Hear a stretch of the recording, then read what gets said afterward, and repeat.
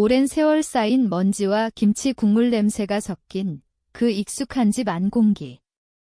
하지만 오늘은 다르다. 내 손에는 새로 산 침대 배송 영수증이 쥐어져 있고 가슴 속에는 불타는 증오가 가득하다. 새 침대 돌려주고 내 돈 내놓아라. 아버지가 그렇게 말했다. 어머니는 고개를 끄덕이며 너 하나로 충분히 벌었잖아. 우리 늙은이들 좀 생각해으라고 덧붙였다. 그 순간 내 세상이 무너졌다. 아니, 이미 무너진 지 오래된 세상이 완전히 산산조각 났다. 나는 그 말을 듣고 웃었다. 웃지 않을 수 없었다. 그 웃음 속에 담긴 건 분노였다. 10년 넘게 회사에서 뼈 빠지게 일하며 모은 돈, 부모님을 위해, 동생을 위해 써온 모든 돈이 떠올랐다. 그리고 이제 내가 조금이라도 내 삶을 위해 쓰려 하자 이게 돌아오는 대답인가. 서울의 비가 창문을 두드리는 밤, 나는 부모님의 낡은 아파트에 서 있었다. 그 집은 내가 대학 다닐 때부터 지원해준 돈으로 유지되어 왔다. 아버지는 퇴직 후 아무것도 하지 않으셨고 어머니는 동생 뒷바라지에만 열중하셨다. 동생은 30이 넘도록 취업 한 번 제대로 안 하고 부모님 품에서 게임만 하며 살았다. 나는 그 모든 걸 알면서도 참았다. 가족이니까. 피가 섞였으니까. 하지만 새 침대를 산 건 내 인생의 작은 반항이었다. 낡은 원룸에서 15년째 자던 그 딱딱한 매트리스가 더 이상 견딜 수 없었다. 건강이 나빠져 병원에서 좋은 침대로 바꾸라고 했을 때 처음으로 내 돈을 나에게 썼다. 그게 죄인가? 아버지의 목소리가 다시 울렸다. 그 돈은 원래 우리 거야? 내가 번 돈은 가족 거지. 어머니가 울먹이며 너 없이 우리가 어떻게 사냐라고 했다. 그 말 한마디에 내 안에 쌓여온 모든 게 터졌다. 나는 그날 밤 집을 나왔다. 그리고 결심했다. 더 이상 주지 않겠다. 아니, 돌려받겠다. 그들이 나에게 빼앗아간 모든 것을. 내 이름은 김지은이다. 올해 37, 서울 강남의 중소 IT 회사에서 프로젝트 매니저로 일한다. 월급은 꽤 좋다. 하지만 그 돈의 대부분은 부모님 통장으로 들어갔다. 대학 등록금부터 시작해서 아버지 퇴직 후 생활비, 동생 대학 졸업 후 취업 준비비, 심지어 부모님 여행 경비까지. 나는 결혼도 안 하고 연애도 제대로 못하며 살았다. 가족이 제일이야 라는 부모님 말씀을 철석같이 믿었다. 어린 시절부터 그랬다. 아버지는 공무원으로 엄격하셨고 어머니는 전형적인 한국 엄마였다. 너는 맞으니까 희생해야 해. 동생 민준이가 태어나자마자 그 말은 더 잦아졌다. 민준이는 귀여운 막내로 모든 걸 용서받았다. 나는 좋은 대학 가서 좋은 직장 잡아서 가족을 책임져야 했다. 첫 월급을 받았을 때 부모님께 통장을 드렸다. 이제 내가 벌 테니까 걱정 마세요. 그때 아버지 눈에 눈물이 고였다. 그게 시작이었다. 15년 동안 내 통장은 가족의 공용 통장이었다. 하지만 작년부터 이상했다. 동생이 또 실업 상태로 들어가자 부모님은 더 많은 돈을 요구했다. 민준이 결혼 자금 좀 모아줘. 집 리모델링 좀 해줘. 나는 대출까지 받아보냈다.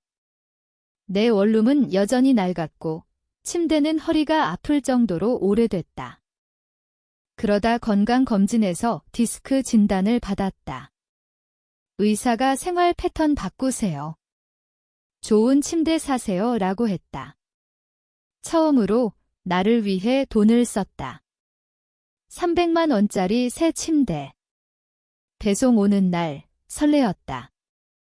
드디어 내 삶이 조금 나아질 거라 생각했다. 그런데 부모님이 그걸 알았다. 어떻게 알았는지 모른다. 아마 동생에게 말했나 보다. 그날 저녁 전화가 왔다. 새 침대 샀다며? 그 돈으로 우리 집 낡은 거 좀 바꿔줄 수 없어. 나는 웃으며 집어낸 제 거요 라고 했다. 다음 날 부모님이 내 원룸으로 왔다. 아버지가 영수증을 보며 찍어 돌려줘. 돈 내놓아 라고 했다. 어머니는 너 하나로 우리가 산다. 이기적이지 마라고 울었다. 그 순간 내 안에 무언가 끊어졌다. 배신감이 밀려왔다. 나는 가족을 위해 모든 걸 포기했는데 그들은 나를 현금 지급기로만 봤다. 사랑이 아니라 이용이었다. 집을 나서며 나는 생각했다. 이제 끝내야 해. 그들이 나에게 한 짓의 대가를 치르게 해야 해. 그날부터 계획을 세웠다. 먼저 통장 정리. 부모님 명의로 된 예금, 내가 보낸 돈 흔적을 모두 모았다. 변호사를 찾았다. 부모가 성인 자녀에게 생활비를 강요할 수 있나요? 변호사는 웃으며 법적으로는 없다.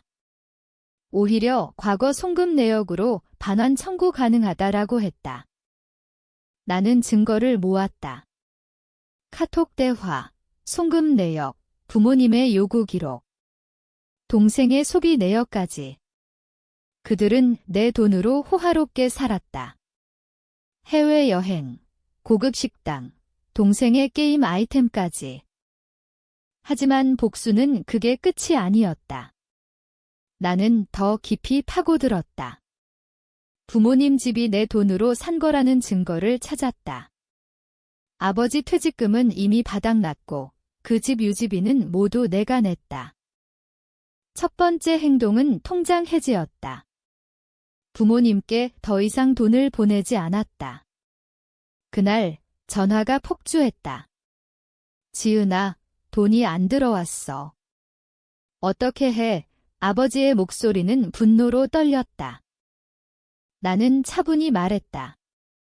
이제 안 보낼게요. 제 돈이에요.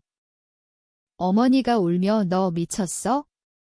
가족이 어떻게 그래? 라고 했다. 동생은 누나, 나 죽을 거야. 돈 없으면 지라고 협박했다. 그 협박이 내 분노를 키웠다. 나는 법적 조치를 준비했다. 과거 송금액 반환 소송. 수억 원에 달하는 돈. 소송 준비가 진행되는 동안 부모님의 반응은 점점 격렬해졌다. 처음엔 울고불고 사정이었다. 지은아, 미안해. 우리가 잘못했어. 하지만 곧 본색이 드러났다. 내가 어떻게 부모를 고소해? 천벌받을 거야.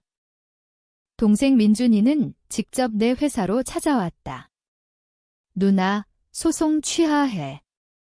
안 그러면 회사에 다 말할 거야. 누나가 부모 버린 불효녀라고. 나는 웃었다. 말해봐. 증거 다 있어? 민준이는 어렸을 때부터 버릇없었다. 내가 번 돈으로 대학 보내고 취업 실패할 때마다 위로하며 돈 줬다. 그런데 이제 나를 위협한다. 나는 더 깊이 조사했다. 부모님의 재산 내역.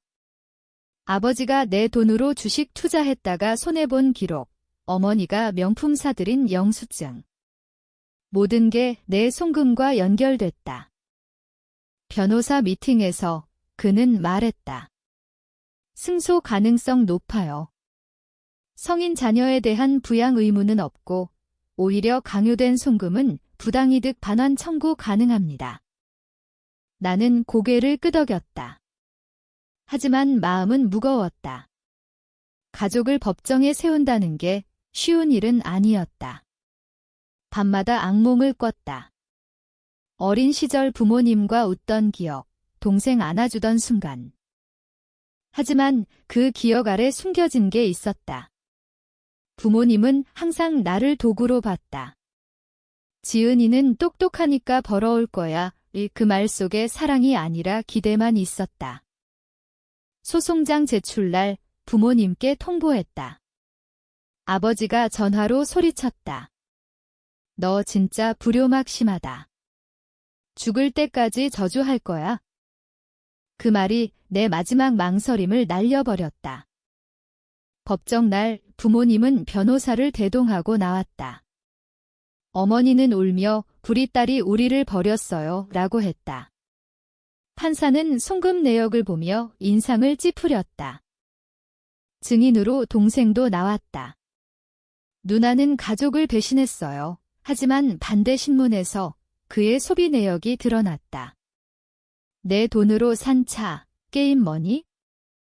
판결은 내 승소. 과거 10년 송금액 대부분 반환 명령. 부모님 집은 압류 위기. 하지만 그게 끝이 아니었다. 부모님은 항소했다. 그리고 언론에 제보했다. 불효녀가 부모 고소라는 기사가 났다. 회사에서 동료들이 수근거렸다. 나는 견뎠다. 이게 내 복수의 시작이었다.